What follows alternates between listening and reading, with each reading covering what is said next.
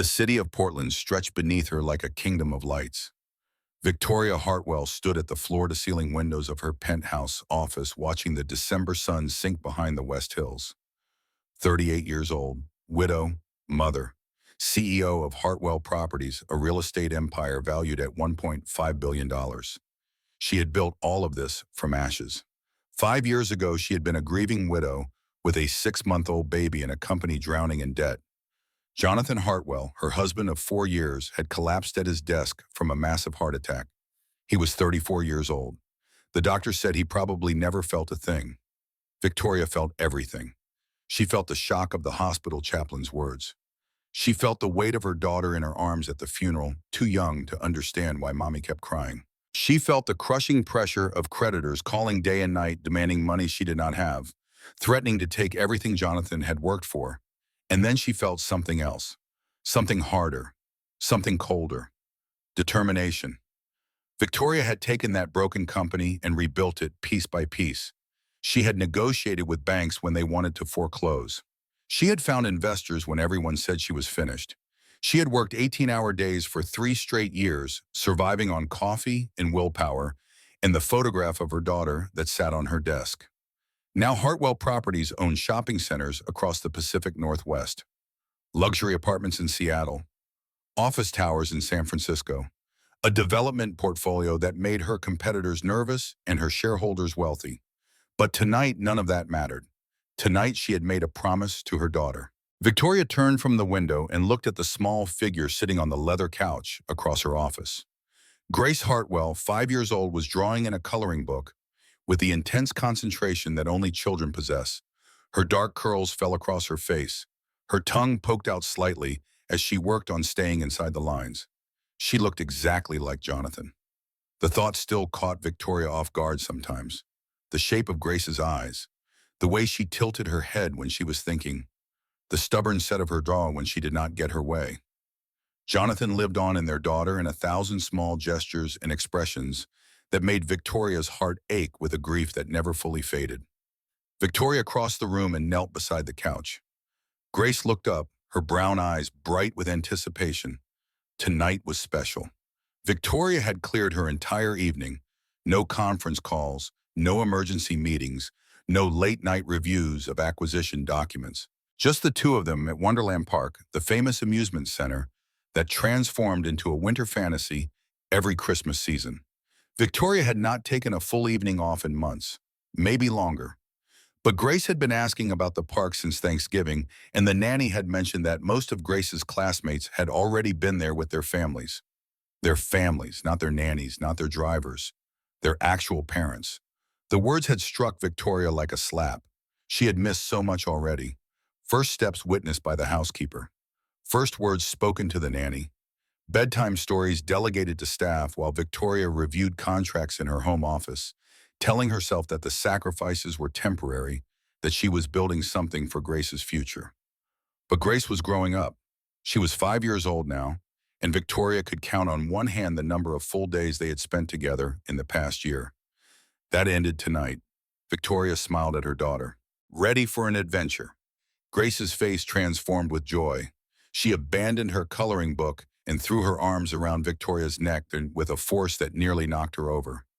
Just you and me, Mommy, no phone calls. The question cut deeper than Grace could possibly know.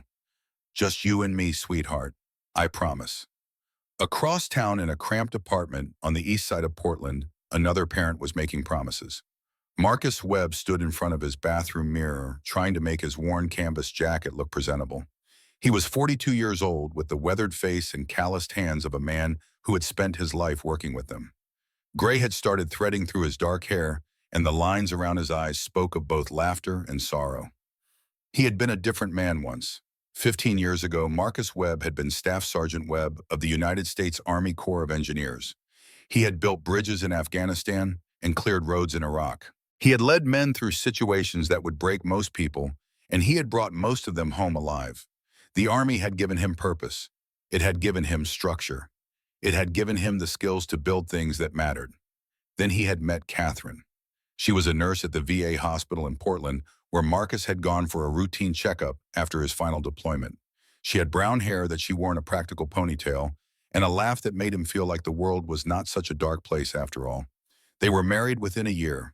Emma came 2 years after that. Marcus had left the army to be closer to his family. He had used his engineering degree to land a good job at a construction firm, designing foundations and structural systems for buildings across Oregon.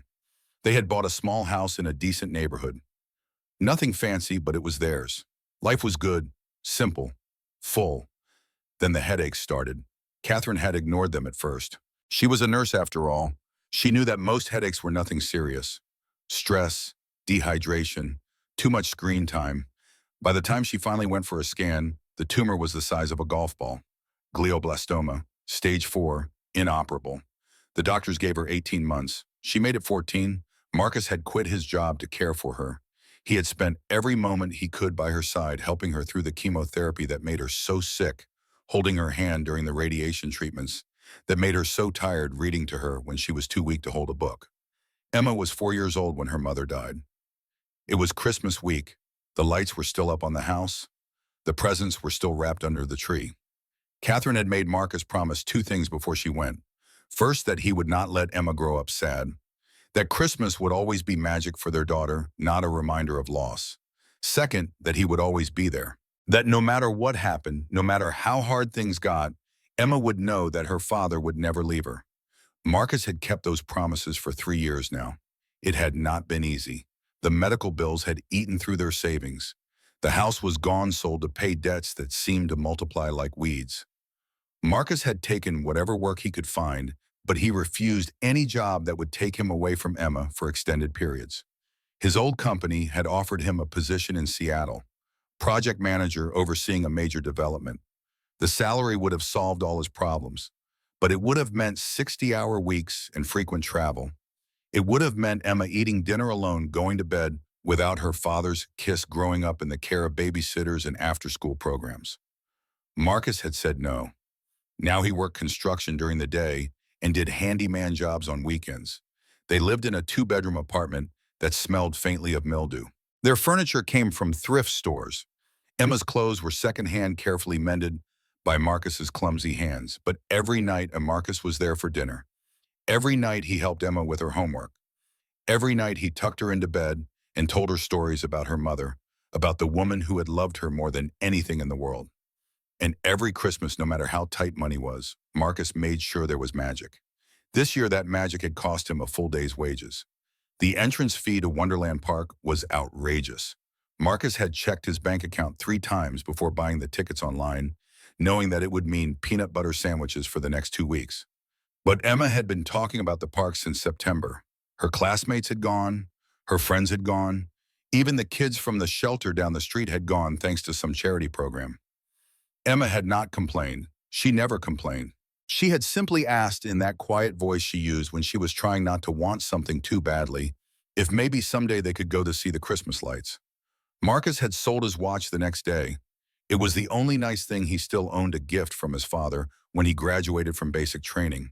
The pawn shop gave him less than it was worth, but it was enough for 2 tickets and some food money. Emma would have her magic.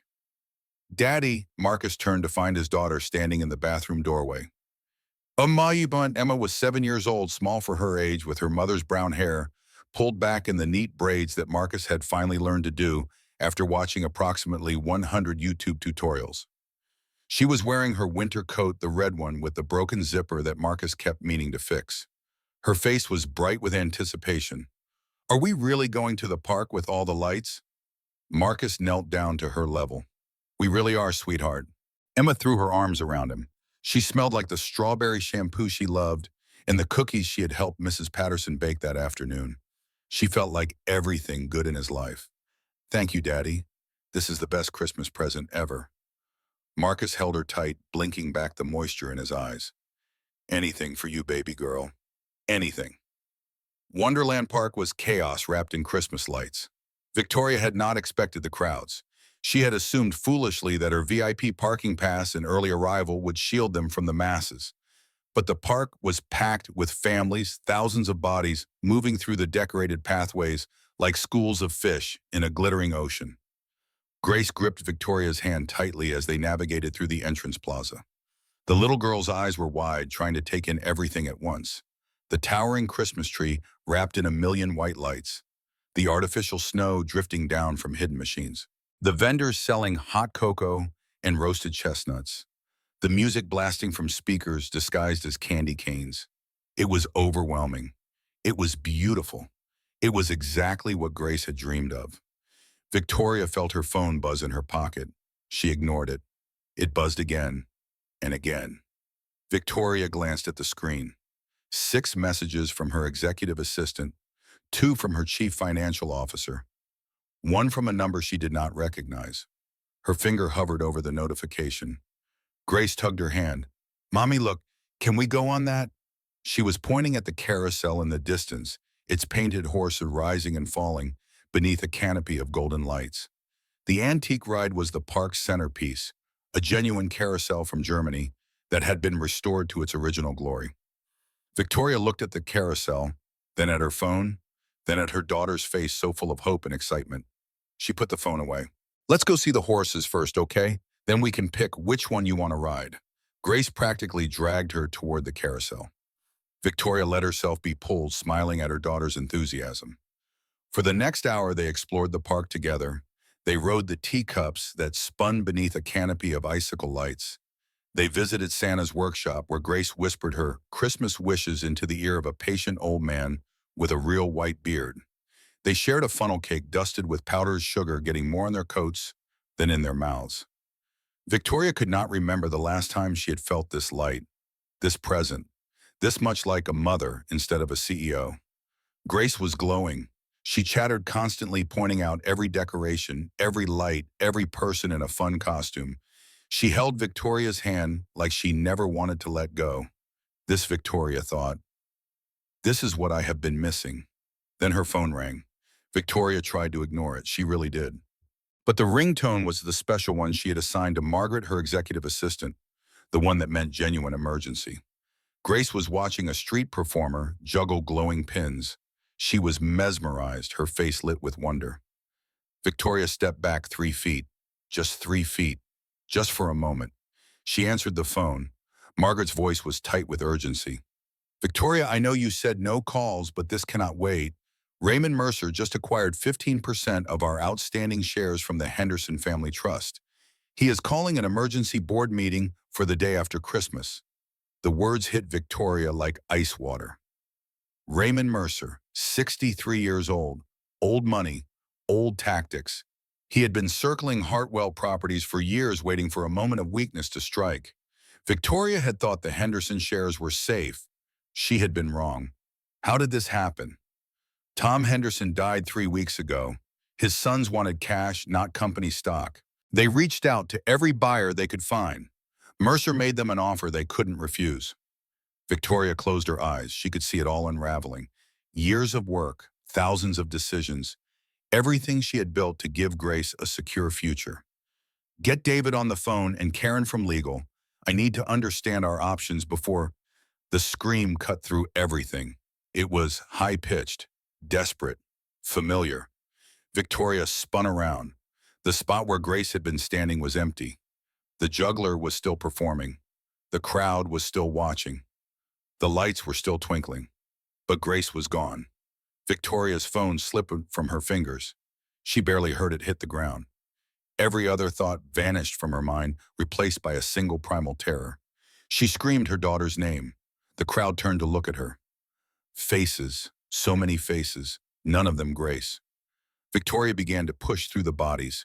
She did not care who she shoved. She did not care about the angry looks or the muttered complaints. Her daughter was missing. Her baby was lost in this sea of strangers, alone and afraid. She ran toward the juggler, toward the last place she had seen Grace. But the crowd had shifted. Reform swallowed any trace of a small girl in a white coat. Victoria spun in circles, scanning the crowd. Her heart was pounding so hard she could feel it in her throat. "Grace, Grace!" People were staring. Some were pulling out phones, probably to record the crazy woman screaming in the middle of the park. Victoria did not care. She would burn this entire place to the ground if it meant finding her daughter. She grabbed the arm of a security guard. "My daughter, she is 5 years old, dark curly hair, white coat with fur trim. She was right here. She was right here." The guard reached for his radio. He was saying something about lost children and descriptions and protocols. Victoria wanted to shake him. She wanted to scream that protocols did not matter, that nothing mattered except finding Grace. She spotted one of her own security team pushing through the crowd, David Thompson, who usually maintained a discreet distance during family outings. His face was grim. "Mrs. Hartwell, we're searching the immediate area. I've got Johnson covering the exits." "Find her! Find her now!" Victoria kept moving. She could not stand still. Every second that passed was another second Grace was alone and scared. Another second she could be getting farther away. Another second she could be in danger. The Christmas music that had seemed so charming an hour ago now sounded like mockery. The lights that had sparkled so beautifully now felt garish and wrong. The crowds that had seemed festive now looked like walls barriers, enemies keeping her from her child. Victoria thought about every news story she had ever read. Children who vanished from crowded places. Amber alerts that went out too late. Parents who spent the rest of their lives wondering what happened. No, this was not going to be her story. She kept searching. She kept calling Grace's name until her voice cracked and her throat burned. She ran down pathways and through gift shops and past food stalls, scanning every small face, grabbing every child with dark hair, apologizing to confused parents when it was not her daughter. 20 minutes passed, the longest 20 minutes of Victoria's life. Her legs were shaking. Her designer heels were completely wrong for this kind of desperate searching. She had torn her cashmere wrap on something and not even noticed. Her perfectly styled hair had come loose strands falling across her face as she ran. She passed the same hot chocolate stand 3 times. She circled the carousel twice. She checked the restrooms and the first aid station and the lost and found. No Grace, no sign of her, no trace.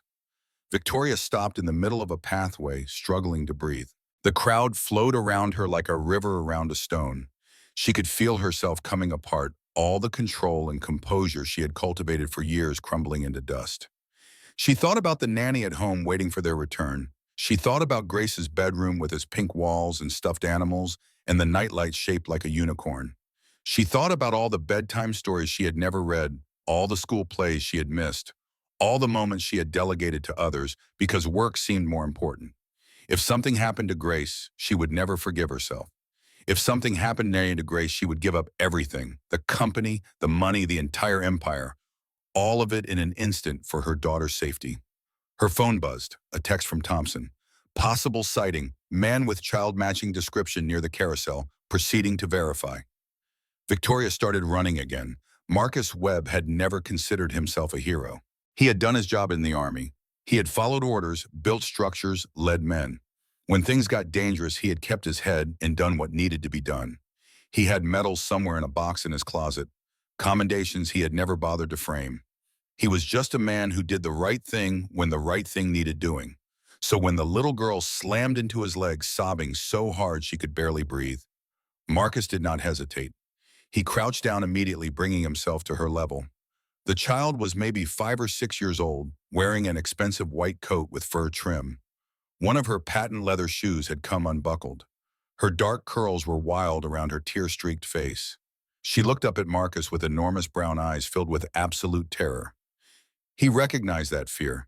He had seen it in the faces of children in war zones, kids who had lost their families to violence and chaos.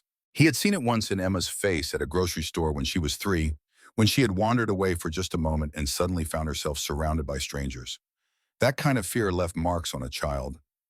Marcus knew that better than most. "Hey there," he said softly. "Hey, it's okay.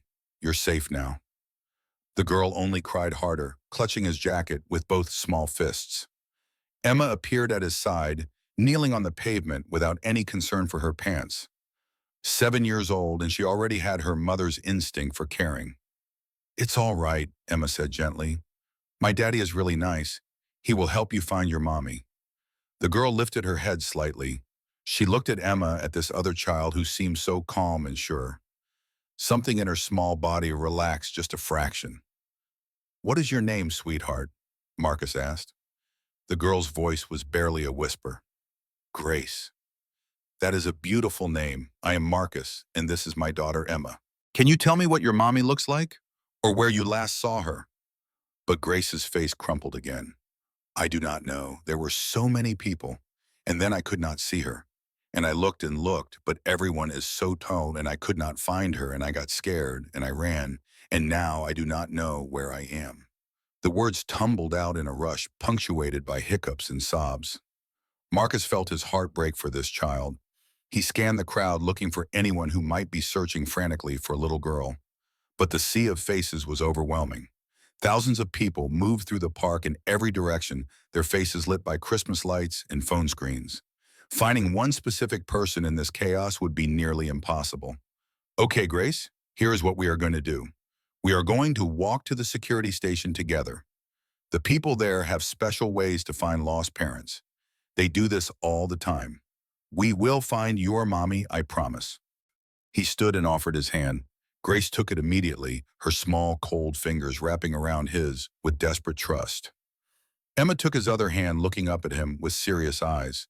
They began making their way toward the main security office, which Marcus had noticed earlier near the park entrance. The journey was slow and difficult. The crowd seemed to grow thicker with every step, bodies pressing in from all sides. Grace whimpered each time someone jostled past them. Her grip on Marcus's hand tightened until it was almost painful. Marcus made a decision. He lifted Grace onto his hip, the way he had carried Emma through countless crowds when she was smaller. The little girl immediately wrapped her arms around his neck, burying her face against his shoulder. There you go, he murmured. I have got you. Nobody is going to hurt you. Grace's body slowly relaxed against his. She was still trembling, but the sobs had quieted to occasional sniffles. Emma walked close beside them, one hand gripping her father's jacket. She kept glancing up at Grace with an expression of pure empathy. She knew what it was like to feel lost and scared.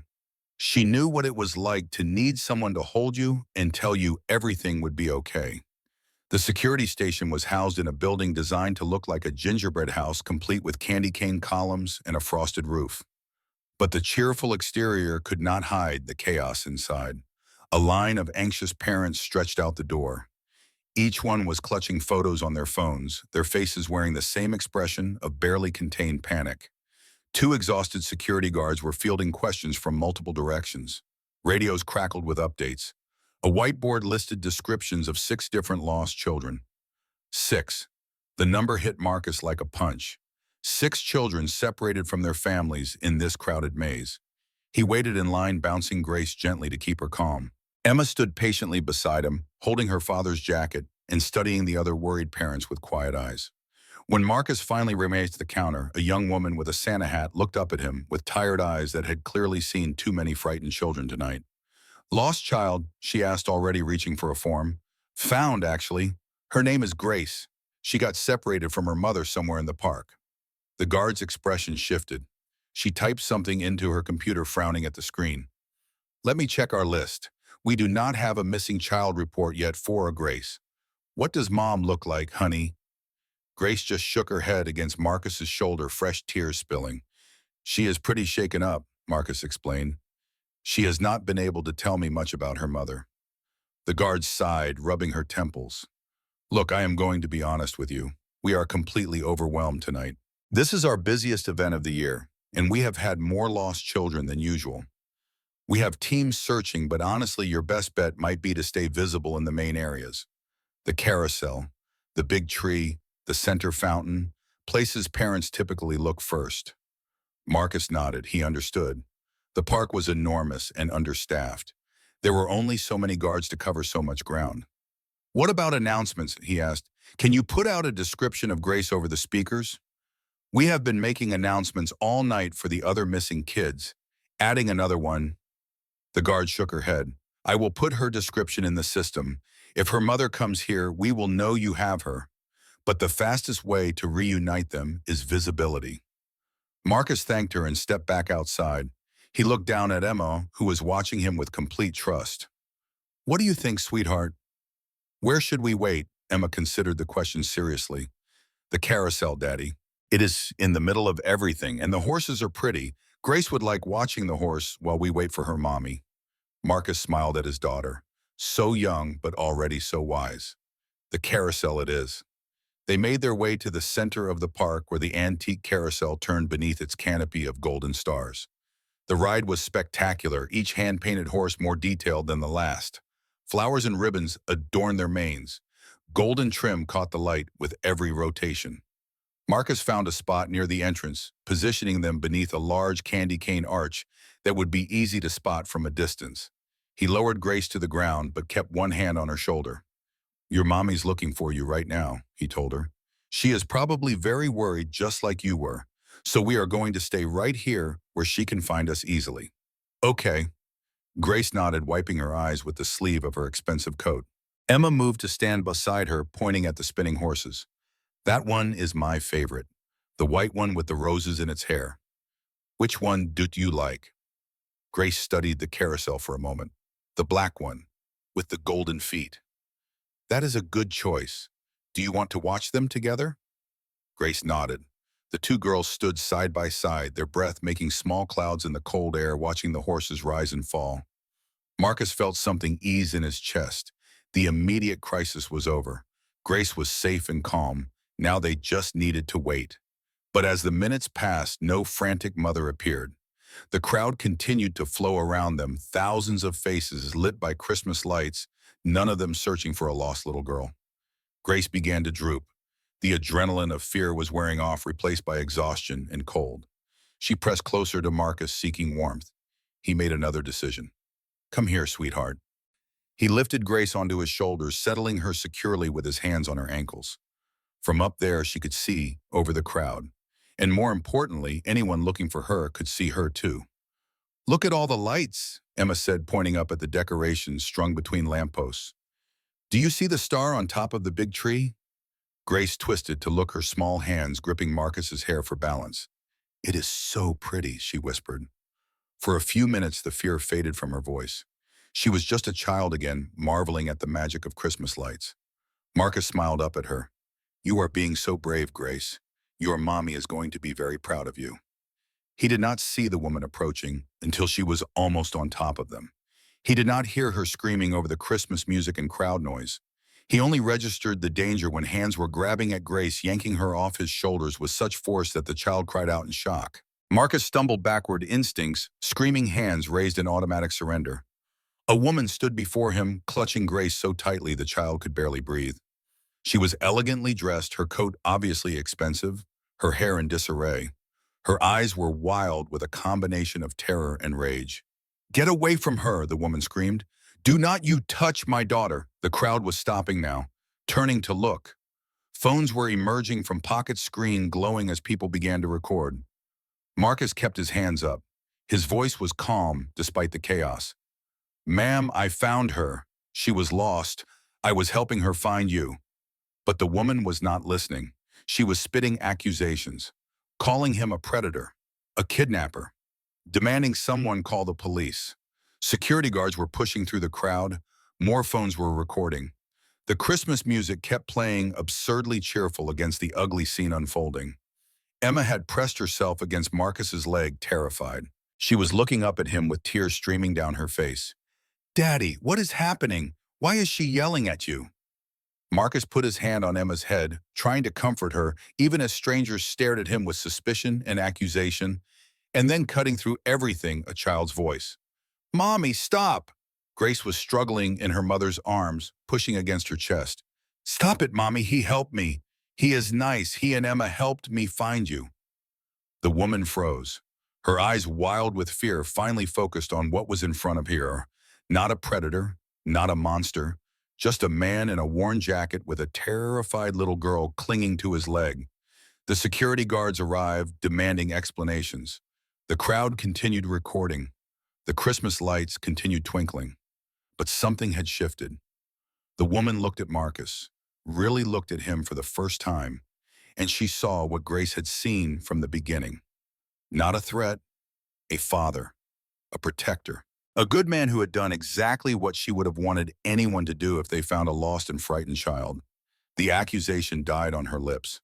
The rage drained from her face, and in its place something else emerged. Horror. Not at him, at herself, at what she had just done. The security guard was asking questions. The woman was trying to answer. Grace was crying. Emma was crying. The crowd was murmuring and recording and pointing. Marcus stood perfectly still in the center of it all. He did not defend himself. He did not make accusations of his own. He simply placed his hand on Emma's shoulder, keeping her close, keeping her safe. When the woman finally met his eyes again, her voice was barely a whisper. "I'm sorry, I was so scared. I am sorry." Marcus nodded slowly. "You were afraid for your daughter. Any parent would be." Such simple words, such impossible grace. The woman opened her mouth to say something else. But the crowd was pressing in now. Security was ushering them apart, and the moment slipped away. Marcus took Emma's hand and began to walk away. He did not look back. If he had, he would have seen the woman watching him go. Her face was streaked with tears. Her daughter was still clutched against her chest. And in her eyes, something was beginning to change. Something that would alter the course of both their lives forever. The video went viral before Victoria even made it home. She sat in the back of her town car, Grace asleep against her shoulder, watching her phone screen with growing horror. Someone had uploaded the footage to Twitter with the caption, "Billionaire mom attacks hero dad at Christmas park." Within an hour, it had 50,000 views. By midnight, it would have 2 million. The comments were brutal. "This is what's wrong with rich people. They think everyone is beneath them. That poor man was just helping a lost kid, and she treated him like a criminal. Someone identify this woman. She needs to be held accountable." Victoria watched herself on the screen, wild-eyed, screaming, yanking Grace off that man's shoulders like he was a monster instead of a savior. She looked deranged. She looked dangerous. She looked like exactly the kind of person the internet loved to destroy. The hashtag #Billionaire Karen started trending at 11:45. By morning, her name was attached to it. The board meeting was called for 8 a.m. Victoria had not slept. She had spent the night monitoring the coverage, watching her reputation disintegrate in real time. The major news outlets had picked up the story. Local stations were running it as their lead. A reporter had already staked out the entrance to her building, hoping for a comment. She walked into the Hartwell Properties boardroom wearing her armor. A perfectly tailored black suit, hair swept back in a severe chignon, makeup that concealed the dark circles under her eyes. 12 faces stared back at her. Most of them she had known for years. Some had been Jonathan's friends before they were her colleagues. All of them were now calculating whether she was still an asset or had become a liability. Raymond Mercer sat at the far end of the table. He was 63 years old with silver hair and the patient eyes of a predator who had learned that waiting often worked better than attacking. He had built his fortune the old-fashioned way through inheritance and strategic marriages, and he had never forgiven Victoria for outmaneuvering him on 3 separate deals. Now he smelled blood. "I trust everyone has seen the footage," Mercer said, his voice dripping with false concern. "I want to be clear that I take no pleasure in addressing this matter. Victoria has been a capable steward of this company, but we cannot ignore the reputational damage." Victoria kept her expression neutral. "It was a misunderstanding. My daughter was missing. I reacted as any parent would, by assaulting an innocent man in front of hundreds of witnesses. I did not assault anyone. I retrieved my daughter from a stranger's arms. That's not how the public sees it." Mercer slid a folder across the table. "Our stock dropped 8% in overnight trading. I've received calls from 3 major investors expressing concern. The Henderson acquisition has given me enough shares to demand accountability, and I intend to exercise that right." Victoria felt the walls closing in. She had spent 5 years building this company, sacrificing everything to keep it strong. And now it was all unraveling because of 30 seconds of maternal terror. "What exactly are you proposing, Raymond?" Mercer smiled. It did not reach his eyes. 2 weeks. You have 2 weeks to repair the damage. Public apology, positive press coverage, proof that Hartwell Properties is not led by someone who attacks working-class fathers at Christmas events. He paused. "If the situation has not improved by our next meeting, I will call for a vote of no confidence." The other board members shifted uncomfortably. None of them spoke in Victoria's defense. She understood. In business, loyalty was a luxury that few could afford. They would support her as long as she was winning. The moment she showed weakness, they would abandon her without a second thought. 2 weeks, Victoria said. "Fine." She gathered her things and walked out of the boardroom with her head held high. She did not let them see her hands shaking until the elevator doors closed. Finding Marcus Webb proved surprisingly difficult. Victoria had assumed it would be simple. She had resources, investigators, access to databases that most people did not know existed. But Marcus Webb had left almost no digital footprint, no social media accounts, no professional networking profiles, just a construction company employment record and an address in a part of Portland that Victoria had never visited. She recognized the neighborhood, though, not from personal experience, but from corporate documents. Hartwell Properties owned 3 buildings on that street. They were scheduled for demolition in the spring part of a major development project that would transform the working-class neighborhood into a mixed-use commercial center. Victoria had approved the project herself 2 years ago. She had reviewed the financial projections and signed the acquisition papers without ever thinking about the people who lived in those buildings. They were just numbers on a spreadsheet, obstacles to be relocated so that progress could continue. Now, one of those numbers had a face, a name, a daughter with neat braids who had tried to comfort a lost little girl. Victoria's driver stopped in front of a weathered apartment building. The paint was peeling, the windows were drafty. A Christmas wreath hung on the front door, handmade from pine branches and red ribbon, probably by someone who could not afford to buy one from a store. She sat in the car for a long moment staring at the building. Grace was beside her, fidgeting with excitement. She had talked about nothing but Emma since the incident at the park. Not the terror of being lost, not the trauma of her mother's public meltdown. Just Emma, and how nice she was, and how she wanted to see her again. Victoria had brought Grace partly because she hoped the girls' connection might soften Marcus's anger, partly because she could not bear to leave her daughter with the nanny again, not after what had happened, partly because she was terrified of facing Marcus alone. She was Victoria Hartwell. She had negotiated with billionaires and politicians and corporate bay raiders.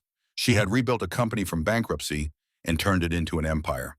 But the thought of apologizing to a construction worker made her palms sweat because she knew with absolute certainty that he was a better person than she was, that he had done everything right while she had done everything wrong, that he had every reason to hate her and she had no defense except the inadequate truth that she had been scared.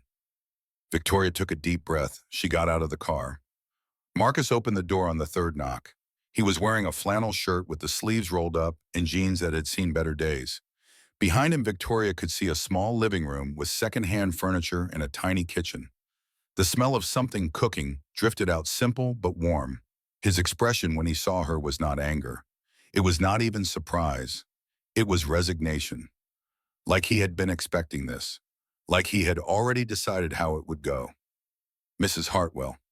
"Please, Victoria." She hesitated. "May I come in?" Marcus did not move from the doorway.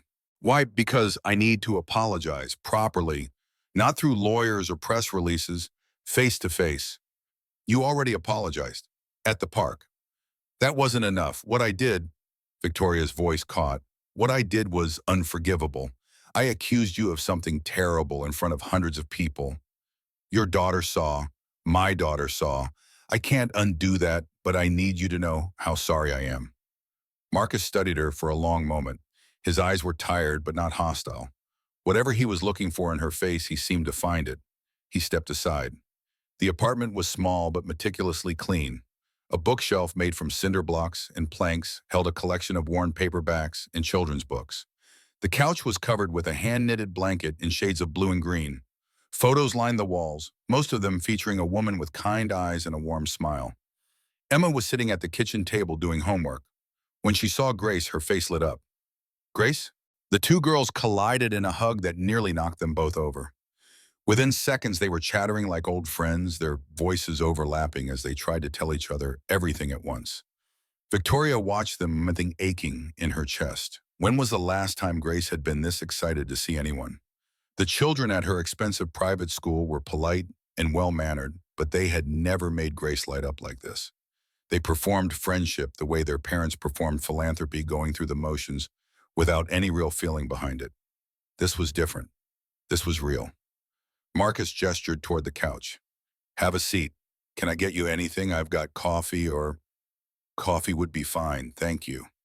He disappeared into the kitchen. Victoria sat on the edge of the couch, feeling profoundly out of place. Her designer coat probably cost more than the furniture in this room. Her shoes were worth more than the monthly rent. She had never felt more ashamed of her wealth. Marcus returned with 2 mugs.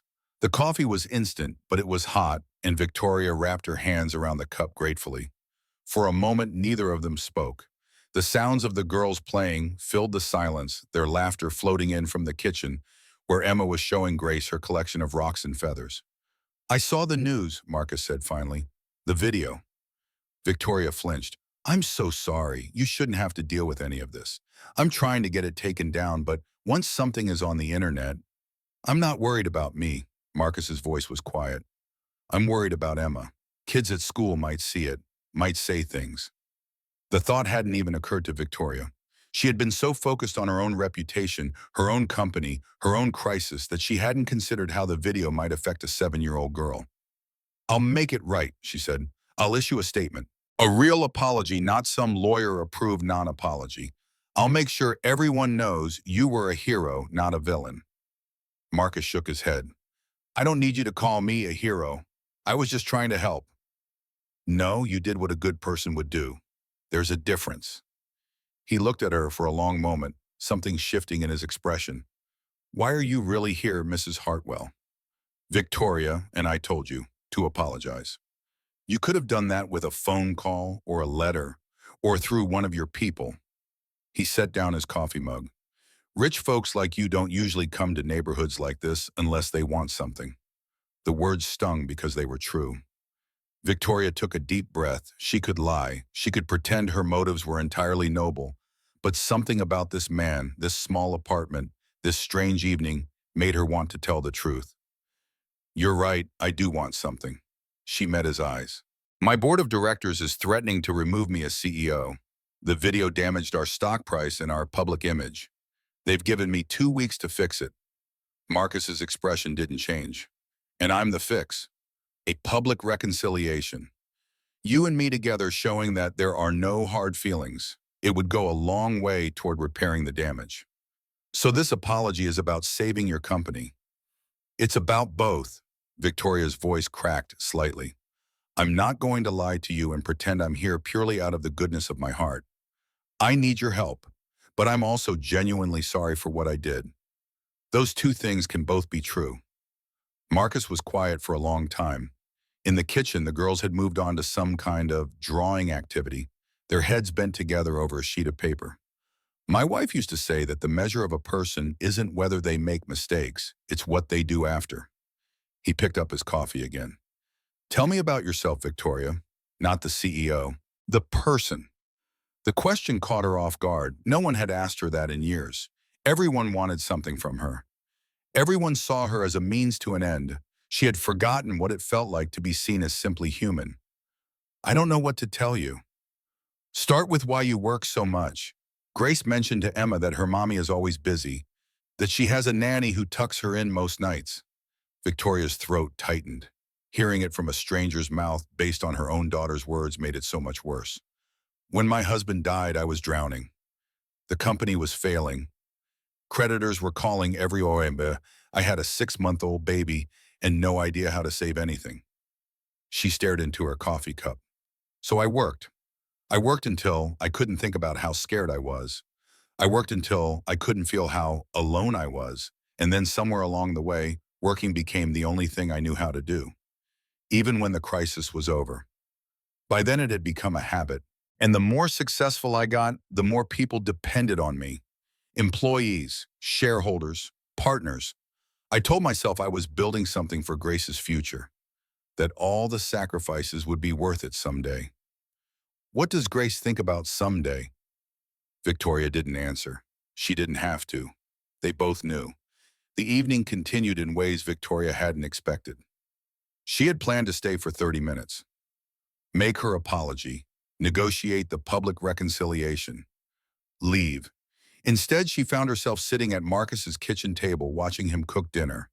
Nothing fancy, just pasta with sauce from a jar and frozen vegetables, but he moved around the small kitchen with easy competence. The girls had set the table, their laughter punctuating the clattering of plates and silverware. Grace had never helped set a table in her life. At home, there were staff for that. Victoria felt like she had stepped into another world. A smaller world with less money and fewer luxuries, but somehow fuller, more alive, more real. Marcus told her about Catherine as they ate, how they had met at the VA hospital, how she had seen past his soldier's walls to the person underneath, how she had made him laugh for the first time since his last deployment, how she had given him Emma and then 3 years later had been taken away. She died the week before Christmas, Marcus said. I still had presents to wrap. The tree was still up. Emma kept asking when Mommy was coming home from the hospital. Victoria's eyes burned. I'm so sorry. Catherine made me promise two things before she went, that I wouldn't let Emma grow up sad, and that I would always be there. He smiled slightly. Some days those promises are the only things that get me out of bed. You gave up your career for them. I gave up a job, not the same thing. Marcus shrugged. I was an engineer before. Good job, good money, lots of potential. But it would have meant travel, long hours, being away from Emma when she needed me most. So you chose construction work instead. I chose being present. The job just came with it. Victoria thought about her own choices, the 18-hour days, the missed dinners and bedtime stories, the nanny who knew Grace's favorite foods and fears and dreams better than her own mother did. She had told herself it was necessary, that she was building a legacy for her daughter.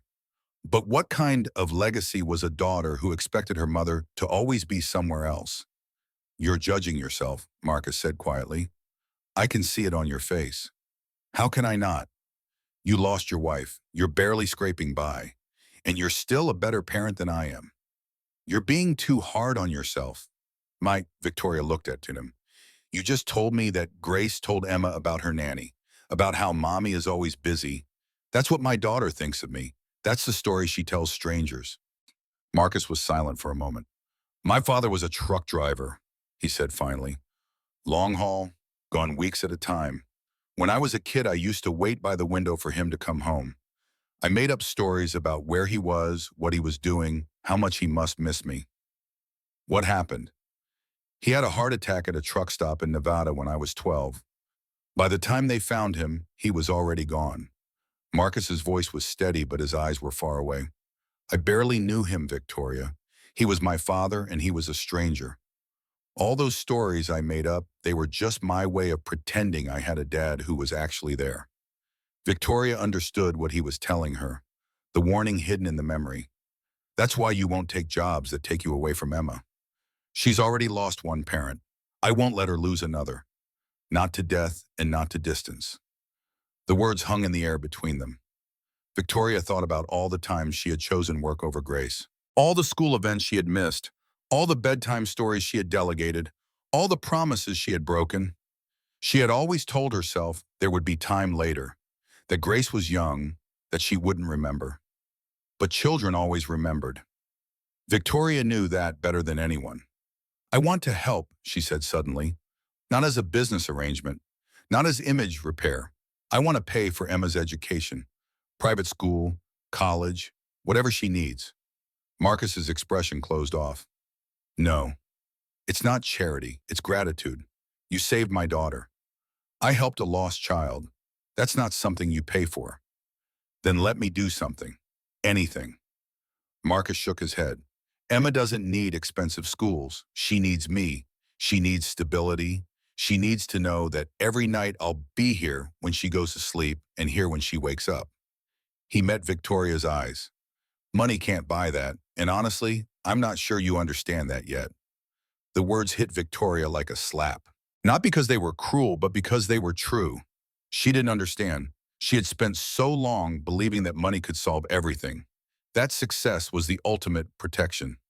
That building an empire for Grace was the same as being there for her. Marcus was living proof that she was wrong. 3 days later, Victoria received an invitation to her own charity gala. She had forgotten about it entirely. The annual Hartwell Foundation Christmas event, a gathering of Portland's elite, where donations were measured in hundreds of thousands and networking was elevated to an art form. She had been scheduled to give the keynote speech for weeks. Now the event had taken on new significance. Her PR team saw it as an opportunity, a chance to reshape the narrative. If Marcus could be persuaded to attend to stand beside her while she apologized publicly, The image of reconciliation might be enough to satisfy the board. Victoria hated the idea, not because it wouldn't work.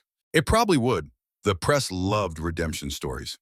A public handshake between the billionaire and the blue-collar hero would generate exactly the kind of positive coverage she needed. But it felt wrong. It felt like using Marcus, like taking his genuine decency and turning it into a publicity prop. She called him anyway.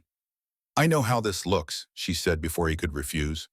"I know you think I'm just trying to save my company. And you're right, I am, but I'm also trying to do the right thing, and I don't know how to separate those anymore." Marcus was quiet for a long moment.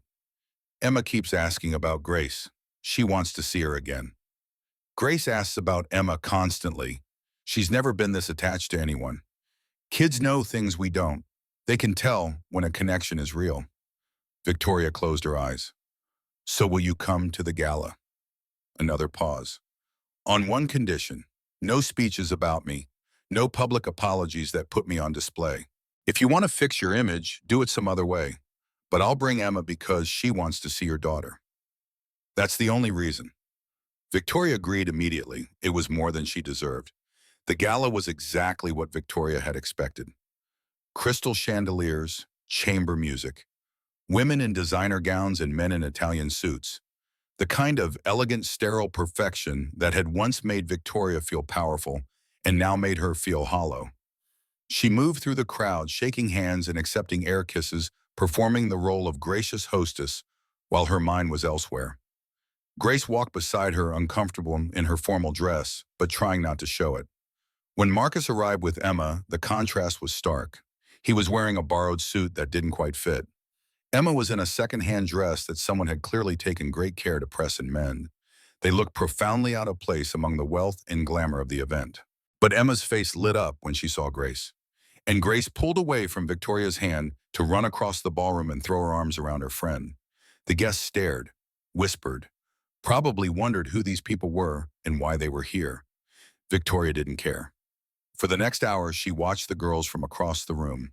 They had found a quiet corner near the dessert table where they were sharing secrets and stealing chocolate truffles and giggling like they had known each other their whole lives. This is what Grace needed, Victoria realized. Not expensive schools or exclusive clubs or any of the things money could buy.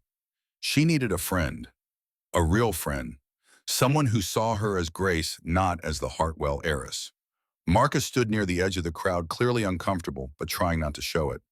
Victoria watched him politely decline champagne and make small talk with people who were obviously looking down on him. He bore it with dignity. Not because he didn't notice the condescension, but because he had learned long ago that other people's opinions didn't define his worth. Victoria wished she had that kind of strength. The moment came when she stepped away to use the restroom. She had been monitoring Grace all evening, never letting her out of sight for more than a few seconds. But a board member cornered her with questions about quarterly projections, and then a donor wanted to discuss a potential investment, and suddenly 5 minutes had passed. She looked toward the corner where the girls had been playing. They weren't there. Victoria's heart stopped. Not again. Please, God, not again. She scanned the ballroom frantically. There was Emma talking to a waiter who was showing her how the chocolate fountain worked. But Grace was gone. Victoria started pushing through the crowd, that familiar terror rising in her chest. She was looking for a security guard for Marcus, for anyone who might have seen where her daughter went. Then she saw them, down a hallway that led to the restrooms. Grace was standing with a man Victoria didn't recognize. He was around 40, well-dressed, with the kind of bland handsomeness that made him forgettable. He had his hand on Grace's shoulder and was leaning down to speak to her. Something about the scene was wrong. The way he was positioned between Grace and the main hallway. The way his body language was too casual, too practiced. The way Grace looked confused, like she wasn't sure if she should trust this person, but had been taught to be polite to adults. Victoria started moving toward them, but Marcus was faster. He appeared from nowhere, inserting himself between the man and Grace with the smooth efficiency of someone who had done this before. In combat, in dangerous places, in situations where hesitation could mean death. "Grace," Marcus said calmly, "your mom is looking for you. Why don't you go find her?" Grace slipped past him and ran toward Victoria. The man straightened up in his expression, shifting from surprise to something harder. "I was just giving her directions to the restroom." No, you weren't. Marcus didn't raise his voice. He didn't make threats. He simply stood there, solid and immovable, radiating the quiet danger of a man who knew exactly how to hurt someone and was choosing not to. Security arrived 30 seconds later. The man tried to protest to explain to claim misunderstanding, but his explanations didn't match and his ID turned out to be fake, and somewhere in the chaos, someone found photographs in his phone. Photographs of Grace. At her school, at the park, at her own home. He had been watching her for months. Victoria stood frozen, clutching her daughter as the police led the man away. The gala continued around them, most guests unaware of what had almost happened. The chamber music kept playing, the champagne kept flowing. But Victoria's world had collapsed into a single devastating realization. She had almost lost her daughter again. Not to a crowd this time, not to a moment of distraction, to someone who had been hunting Grace for months while Victoria was too busy running a company to notice. Her security team had missed it entirely. They were trained to watch for corporate espionage, for business rivals, for the kind of threats that billionaires usually faced. They weren't watching for a predator who stalked children. Marcus had seen it in 30 seconds, because Marcus understood that the real threats weren't always the obvious ones, because Marcus knew that protecting a child meant paying attention, being present, noticing the small things that didn't add up. Victoria had hired people to protect her daughter. Marcus had simply protected her himself. That night in the back of her car, Victoria held Grace and cried. She didn't try to hide it. She didn't excuse herself or apologize for her weakness. She simply held her daughter and let the tears come. 5 years of suppressed grief and fear and guilt pouring out in a flood she couldn't control. Grace wrapped her small arms around Victoria's neck. "It's okay, Mommy. I'm okay. The nice man helped me again." Victoria cried harder, because her daughter was right. The nice man had helped again. And Victoria had been on a stage giving a speech about charitable giving while a stranger almost took her child. She had built an empire to protect Grace's future, but she had forgotten to protect Grace. Victoria did not go to work the next day, or the day after that. For the first time in 5 years, she turned off her phone, ignored her emails, and let the world of Hartwell Properties continue without her. The company would survive. The deals would wait. The crisis would either resolve itself or it wouldn't. None of it mattered anymore. She spent the morning watching Grace eat breakfast, just watching. The way her daughter held her spoon, the way she hummed while she chewed, the way she looked up every few minutes to make sure Victoria was still there. Had she always done that? Had Grace always been checking to see if her mother was about to disappear? Victoria didn't know. She had never paid enough attention to notice. After breakfast, she drove Grace to school herself, not the driver, not the nanny. Victoria in her own car, navigating traffic, she usually avoided pulling up to the elementary school entrance like any other parent. Grace's face when she realized what was happening was worth more than any business deal Victoria had ever closed. "You're taking me really, really, babe, will you pick me up too?" Victoria's throat tightened. Such a simple question, such a desperate hope behind it. "I'll be here at 3 o'clock, I promise." She kept the promise. She was waiting at the school gates when the bell rang, watching the flood of children pour out into the December afternoon. Grace spotted her immediately and came running, backpack bouncing, face bright with joy. "Mommy, you came?" Victoria caught her daughter in her arms and held her close. "I told you I would." "I know, but sometimes you have to work." The words were not accusation. They were just fact.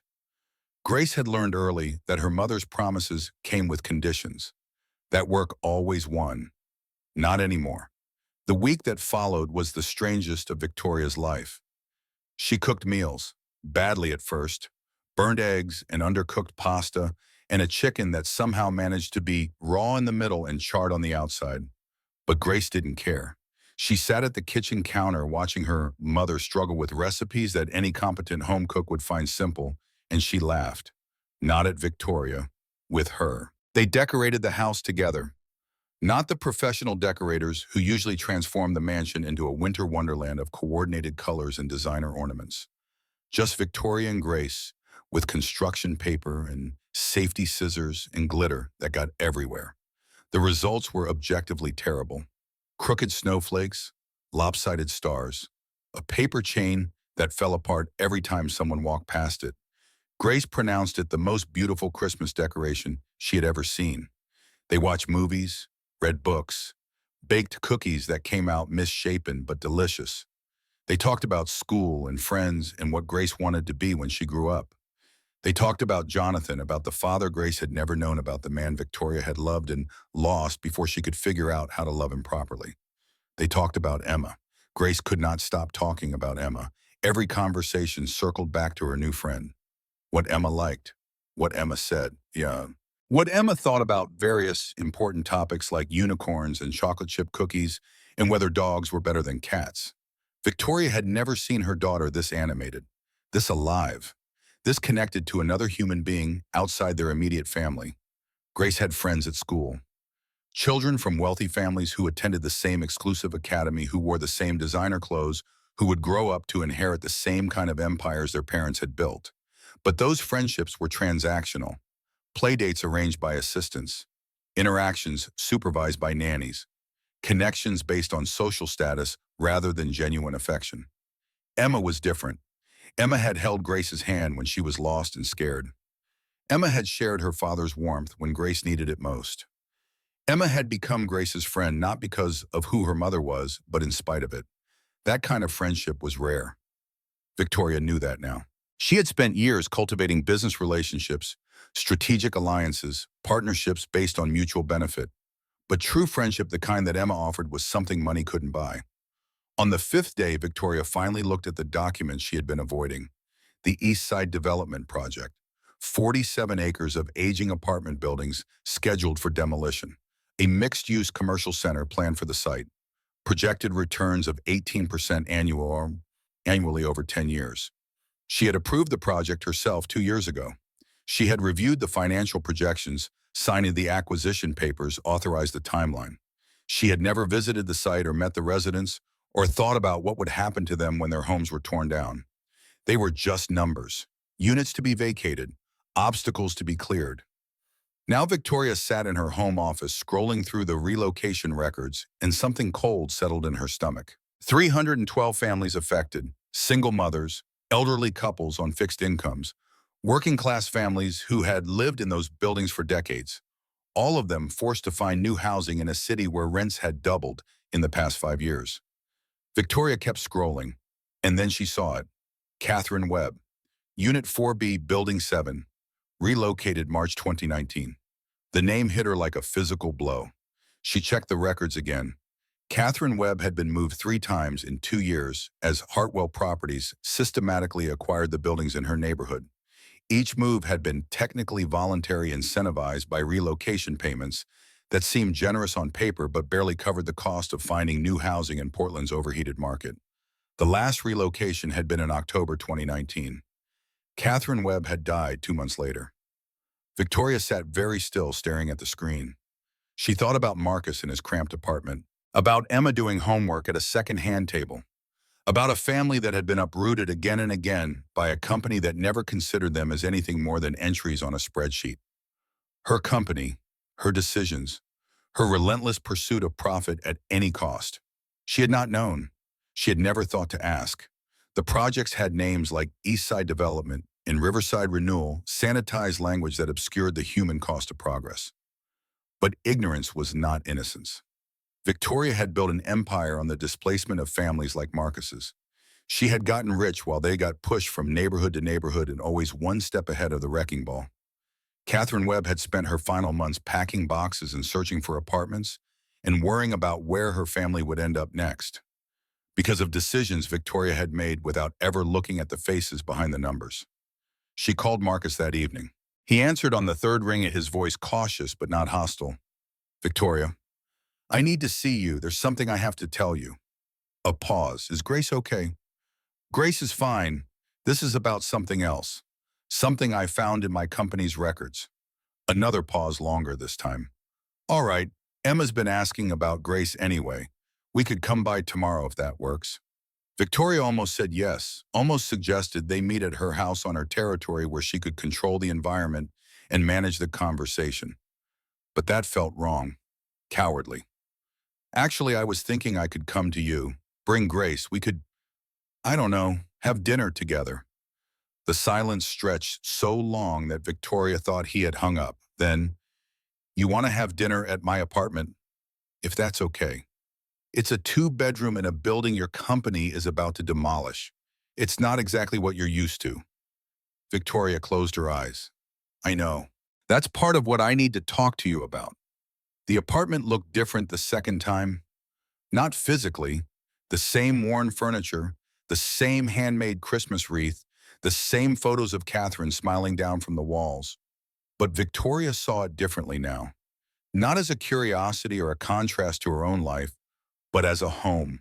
A real home filled with love and memories and the kind of warmth that money couldn't create. Grace and Emma had disappeared into Emma's room within seconds of arrival, their excited chatter fading down the hallway. Victoria sat at the kitchen table while Marcus made coffee, gathering the courage to say what she had come to say. I found something, she began, in my company's relocation records. Marcus set a mug in front of her. His expression was unreadable. Catherine, your wife. She was on the list. 3 times in 2 years moved from building to building as we acquired the properties. Something flickered in Marcus's eyes. Pain. Old and familiar and never quite healed. I know. Victoria stared at him. You knew. I knew your company owned the buildings. I figured out pretty quickly that Hartwell Properties was behind all the relocations. He sat down across from her. I didn't know you were the CEO until I saw your face on the news. Why didn't you say anything at the park when I attacked you? You could have thrown it in my face, told everyone what my company did to your family. Marcus shook his head slowly. What would that have accomplished? Catherine's gone. The moves didn't kill her. The cancer did. He paused. And you didn't know. I could see that when you came here the first time. You had no idea who I was or what your company had done to us. That doesn't make it better. No, but it means you weren't being deliberately cruel. You were just disconnected, like most people at the top. The word hit hard. Disconnected. It was exactly right. Victoria had built walls between herself and the consequences of her decisions. She had hired people to handle the messy human details so she never had to face them. It had made her efficient. It had made her rich. It had also made her capable of destroying families without ever knowing their names. I'm sorry, Victoria said. I know that's not enough. I know words don't fix anything, but I need you to know that I'm sorry. Marcus was quiet for a long moment. Catherine used to say that apologies are just the beginning, that what matters is what you do next. Victoria thought about her company, about the board meeting scheduled for next week, about Raymond Mercer circling like a shark waiting for his chance to take everything she had built. I don't know what to do next. My board wants me to save the company. My competitors want me to fail. And she stopped surprised to find tears threatening. I just want to be the kind of person my daughter can be proud of. What kind of person is that? Victoria looked at him, this man who had lost so much and still found ways to give, who had every reason to hate her and chose understanding instead, who had saved her daughter twice and asked for nothing in return. Someone like you. Christmas Eve arrived wrapped in snow and uncertainty. Victoria had made her decision, but she hadn't told anyone yet. Not her board, not her lawyers, not even Grace. She needed to say it out loud first to someone who would understand what it meant and what it would cost. She invited Marcus and Emma for Christmas Eve dinner. Not at the mansion with its professional decorations and catered meals. At the small house in the suburbs that Victoria had bought years ago as a weekend retreat and never used. 3 bedrooms, a modest kitchen, a living room with a fireplace that actually worked. She spent the morning decorating with Grace. Paper snowflakes cut from construction paper. A Christmas tree from the lot down the street small enough that they could carry it themselves. Ornaments that Grace picked out, a mix of glitter and macaroni, and nothing that matched. The house looked nothing like the elegant perfection of the mansion. It looked like a home. Marcus and Emma arrived at 4 o'clock. Emma was carrying a gift wrapped in newspaper, her face bright with barely contained excitement. Marcus had a bottle of wine and an expression that mixed uncertainty with hope. The girls vanished immediately, their laughter echoing through the small house as they explored every room and closet and corner. Victoria led Marcus to the kitchen, where ingredients for dinner were spread across the counter in what she hoped was an organized fashion. "I should warn you," she said, "I'm not actually sure I can cook a Christmas dinner." Marcus surveyed the chaos with the calm assessment of someone who had faced worse. "What's the plan?" "Turkey, stuffing, mashed potatoes, vegetables, pie." Victoria gestured at the various components. "I watched videos. It seemed straightforward in the videos." A smile tugged at Marcus's mouth, the first genuine smile she had seen from him. "My grandmother used to say that cooking is just chemistry with love. The chemistry you can learn, the love you have to bring. I'm better at spreadsheets than chemistry. Then we'll figure it out together." They cooked side by side in the small kitchen. Victoria made mistakes. The gravy was lumpy. The potatoes were slightly undercooked. The turkey came out perfectly, but only because Marcus quietly took over when Victoria wasn't looking. It didn't matter. The kitchen filled with warmth and laughter and the smell of food made with intention, if not skill. The girls set the table using the fancy dishes Victoria had bought and never used, arranging the silverware in patterns that made sense only to them. Dinner was chaotic and loud and wonderful. Grace and Emma talked over each other, telling stories and sharing jokes and arguing about important matters like which Disney princess was the best. Marcus and Victoria listened, adding comments when invited content to let the children fill the space with their joy. After dinner, they moved to the living room. The fire crackled in the fireplace. The crooked Christmas tree sparkled with mismatched lights. Outside, snow had begun to fall again, covering the world in white. The girls fell asleep on the couch, exhausted by excitement, their hands still intertwined. Victoria and Marcus sat together watching the fire burn low. "I'm not going to fight for the company," Victoria said quietly. Marcus looked at her, waiting. "The board meeting is in 3 days. Raymond Mercer has the votes to remove me as CEO. I could fight it, hire lawyers, call in favors, do what I've always done to win." She paused. "But I don't want to win anymore. Not like that." "What do you want?" Victoria watched the flames dance. "I want to be here with Grace, with people who matter." She glanced at him. "I've spent 5 years building an empire. I told myself it was for Grace's future. But her future isn't money, it's memories. It's moments like this." "What about the people who depend on you, your employees?" "They'll be fine. Mercer wants the company, not the people. He'll keep the staff. He might even run it better than I did." Victoria smiled slightly. "He certainly can't do worse at work-life balance." Marcus was quiet for a long moment. "What about the East Side project? The building scheduled for demolition?" Victoria had thought about this. For days, she had thought about almost nothing else. "I'm going to propose converting it to affordable housing, single-family units for working-class families, the kind of homes that people like Catherine needed." She met his eyes. "It won't be profitable. The board will never approve it while I'm CEO. But as a departing proposal with my remaining shares as leverage, I might be able to make it happen." "You'd give up everything you built." "I'd give up a company. That's not everything." Victoria looked at the sleeping girls, their faces peaceful in the firelight. "Everything that matters is right here." The board meeting was brutal. Raymond Mercer had prepared well. He had the votes, the arguments, the smug certainty of a man who had finally cornered his prey. He presented his case with the cold efficiency of a corporate executioner, detailing Victoria's failures, her distractions, her inability to separate personal drama from professional responsibility. Victoria let him finish, then she stood. "Raymond is right," she said. "I have failed, not at running this company. I've made Hartwell Properties more profitable than it's ever been. But I've failed at something more important." The board members shifted uncomfortably. "5 years ago, my husband died and left me with nothing but debt and a 6-month-old baby. I swore I would build something that would keep Grace safe forever. I worked 18-hour days. I missed her first steps, her first words, her first everything. I told myself it was temporary, that the sacrifices would be worth it." Victoria paused. "They weren't." "Mrs. Hartwell," one of the board members interjected, "perhaps this isn't the appropriate venue for—" "My daughter got lost at a Christmas event last week, lost in a crowd of thousands of people, and a stranger found her. A construction worker named Marcus Webb, who makes in a year what I make in an hour. He stayed with her, kept her calm, kept her safe while I ran around screaming because I had turned away for 30 seconds to take a business call. The room was silent. I accused that man of being a predator. I attacked him in front of hundreds of people because I was terrified and guilty and couldn't face the fact that I had failed my daughter. Again. Victoria looked around the table. These people she had worked with for years. These colleagues who had each smiled at her triumphs and were now watching her fall.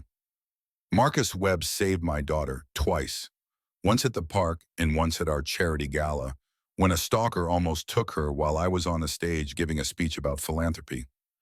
Her voice hardened. A man had been following Grace for months, taking pictures of her at school, at home, at the park. My security team never noticed. They were too busy protecting me from corporate espionage to watch for real threats. Someone gasped. Victoria didn't see who. Marcus noticed in 30 seconds because he was paying attention.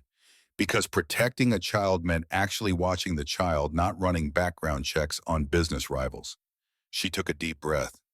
So, yes, Raymond, I've failed. I built an empire and lost my daughter in the process. I made billions of dollars and couldn't keep her safe. I won every battle and lost the only war that matters. Raymond Mercer was frowning. This wasn't going the way he had planned. I'm not going to fight for this company, Victoria continued. You want it? Take it. But I have one proposal before I go. The East Side Development Project. 47 acres of affordable housing that we're planning to demolish for a commercial center. She pulled out a folder and slid it across the table. I want to convert it. Instead of demolition renovation, instead of luxury retail affordable units for working families, single parents, people who are one bad month away from losing everything. That would reduce projected returns by 40%, the CFO objected. Yes. The shareholders would never approve. The shareholders can vote however they want. I'm not asking for approval. I'm asking you to consider just for a moment that there might be more important things than returns. Victoria stood. I have enough shares to make this uncomfortable for everyone if you try to stop it. I'd rather not use that leverage, but I will if I have to. Raymond Mercer's face was red. This is blackmail.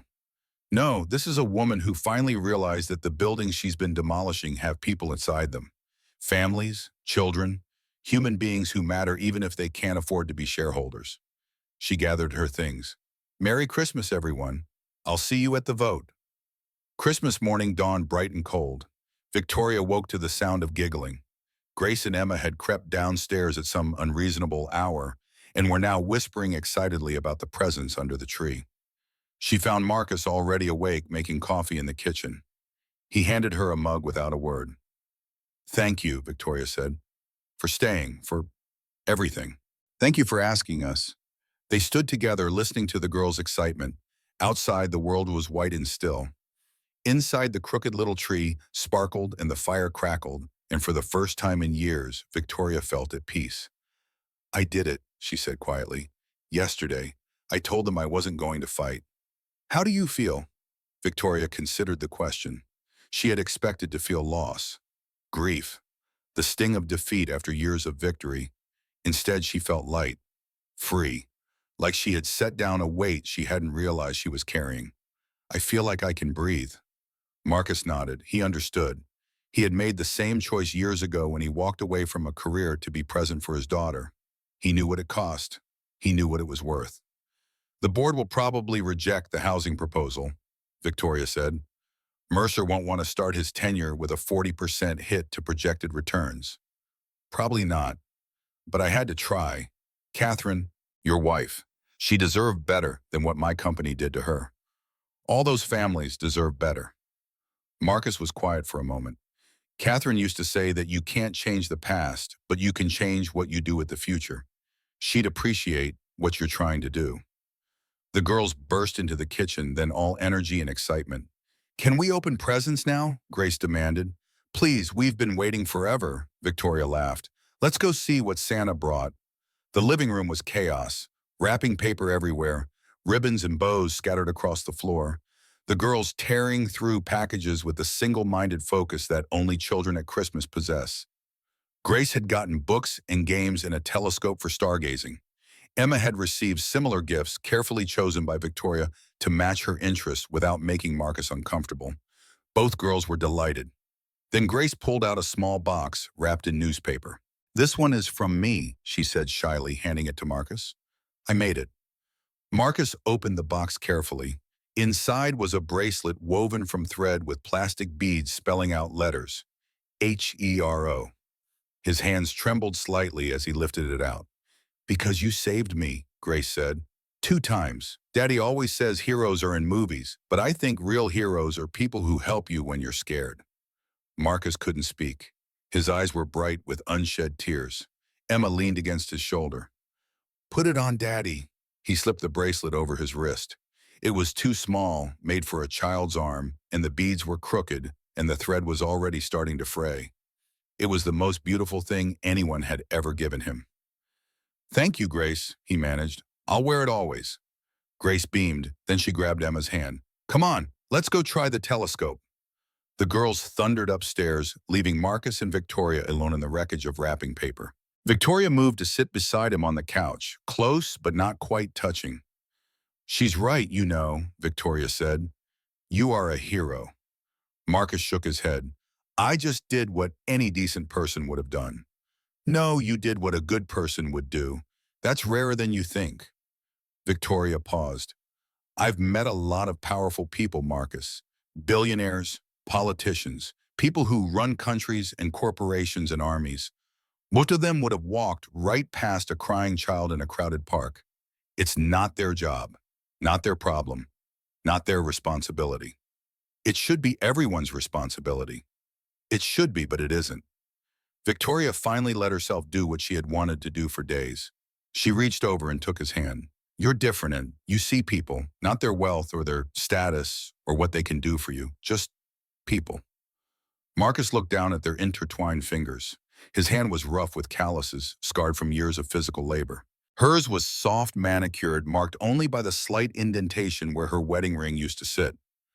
Two different worlds, two different lives, but their hands fit together like they had been made for each other. "I'm not sure what happens next," Victoria said. "I might not have a company by New Year's. I might have to figure out who I am when I'm not Victoria Hartwell, CEO." "Who do you want to be?" Victoria thought about it. Really thought for the first time in years. "I want to be Grace's mother. Really her mother, not just the woman who pays for things." She squeezed his hand. "I want to build something that helps people instead of displacing them. And I want," she hesitated, "I want to see where this goes, whatever this is." Marcus was quiet for a long moment. "Catherine made me promise to keep living," he said finally. "Not just existing, not just going through the motions for Emma's sake, actually living." He turned to look at Victoria. "I think I forgot how to do that for a while.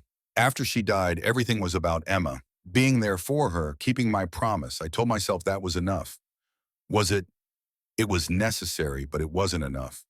His thumb traced a circle on the back of her hand. "The night I found Grace, something changed. I didn't realize it at the time. But helping her, helping you, it reminded me that there's more to life than just surviving." Victoria felt tears prick her eyes. "So what happens now?" Marcus smiled. It was a real smile, warm and genuine and full of a hope that had been buried for 3 years. "Now, we figure it out together." The board voted the day after New Year's.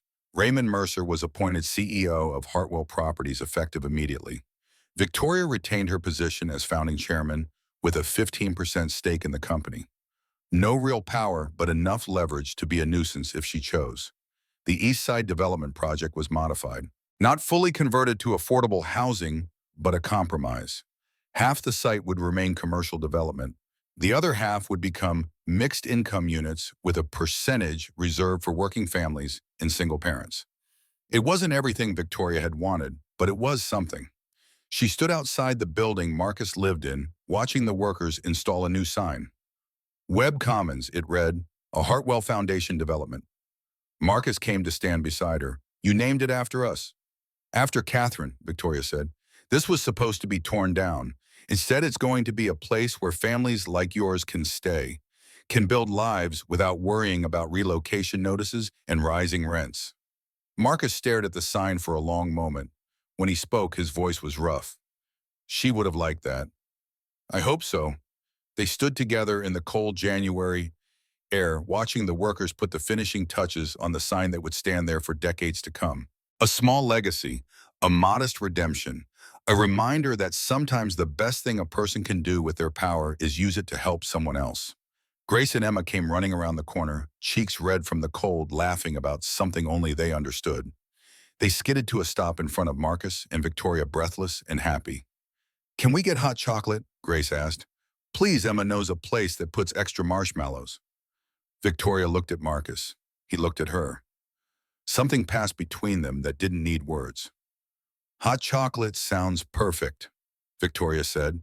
They walked down the street together, the four of them, past the building that would become Webb Commons, past the neighborhood that was changing past the old life and into something new. Grace held Victoria's hand. Emma held Marcus's. The girls chattered between them, weaving conversations that only made sense to 7-year-old minds. And somewhere above, the winter sun broke through the clouds, casting golden light across the snow-covered streets. The hot chocolate place was small and warm, with steamed windows and the smell of melting marshmallows. They squeezed into a booth that was barely big enough for 4 knees bumping under the table cups clutched in cold hands. Grace looked up at Victoria with the pure, uncomplicated love that children offer so freely. Mommy, this is the best Christmas ever. Victoria pulled her daughter close and kissed the top of her head. Yes, sweetheart, it really is. Across the table, Marcus caught her eye. He was wearing the bracelet Grace had made him, the crooked beads spelling hero, visible beneath the cuff of his jacket. He smiled. Victoria smiled back. Outside, the snow began to fall again, covering the city in white. Inside, 4 people, who had started as strangers, sat together in the warmth, being exactly where they were supposed to be. It wasn't a fairy tale ending. The future was uncertain, full of challenges neither of them could predict. But they would face those challenges together. Because sometimes the best gifts aren't the ones wrapped in paper. Sometimes they find you when you least expect them. A lost child in a crowded park. A moment of kindness that changed everything. And the chance to discover that family isn't about blood, it's about choice.